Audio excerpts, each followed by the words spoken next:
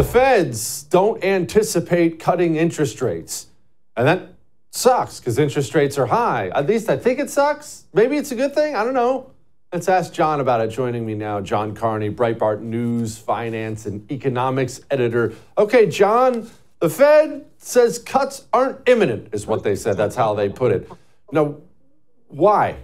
The Fed looked at the economy and they said there's no need for a rate cut right now. And there's a big risk that if they cut too early, it could reignite inflation. And then they would have to reverse the cuts. They would have to start raising again. Fed officials have made it very clear that they view the worst outcome here would be to cut and then have to come back with hikes just a few months later. They want to be able to say that when they make this momentous decision to start cutting rates for the first time since we had this gigantic explosion of inflation, that they know they're doing the right thing. Okay, so that means inflation is under control. Everyone watching this can rest easy that the value of their dollar will not continue to go down? No, it's going to continue to go down. The Fed doesn't want inflation to go away altogether. The real risk we're facing right now is that inflation may reignite. It has come down a lot. It's still way above where it should be. The Fed targets 2%. We're far above that. But the Fed thinks it's on the path to 2%. The problem is if you look at both the economy, we're growing very fast. Unemployment is very low. There's very little reason to think that inflation will keep falling.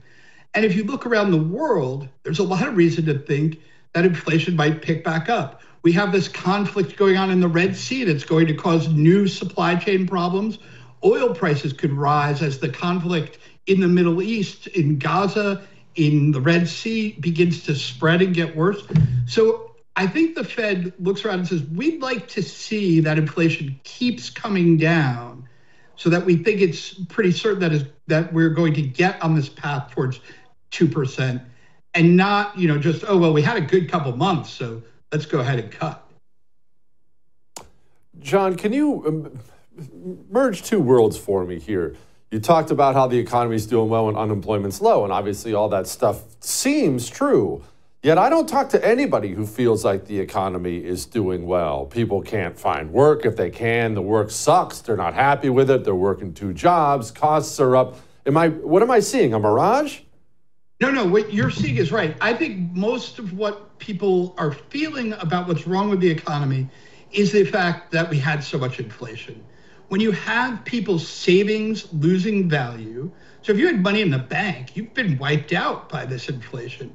When you have people's income until very recently not keeping up with inflation, we did better last year than we had been, so income started to rise faster than inflation.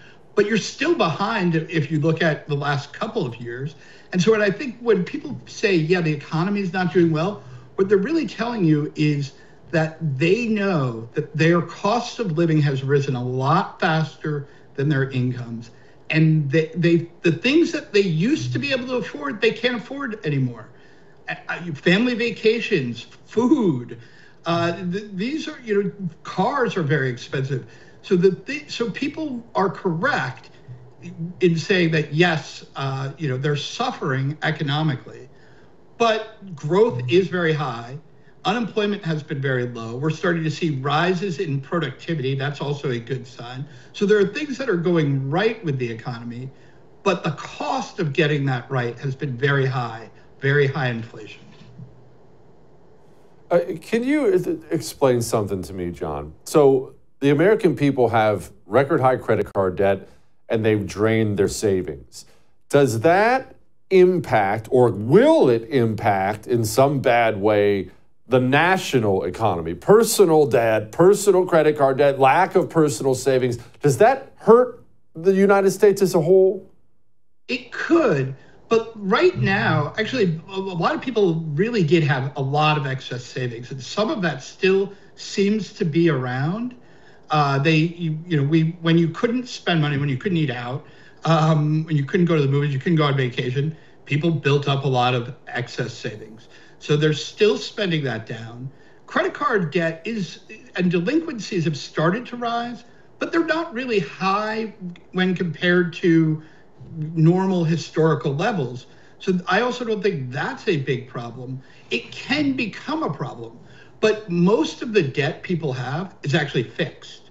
It's mostly mortgage debt, and that doesn't go up. When the Fed raises interest rates, your mortgage debt doesn't go up. It only goes up if you buy a new home, which is one of the reasons people aren't selling their homes, because they have very good mortgages. They don't want to trade their 3% for 7%. So we've seen very low volumes of home sales, but it's not impacting people's ability to spend money right now.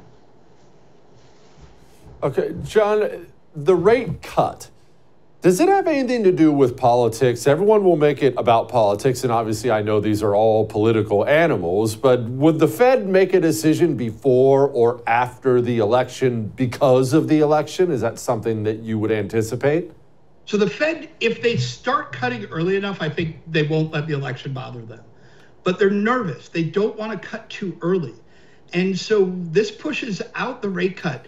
Right now, a lot of people think maybe it'll not May, maybe June. If they don't cut in July, if they haven't started cutting, I do think the election starts to matter.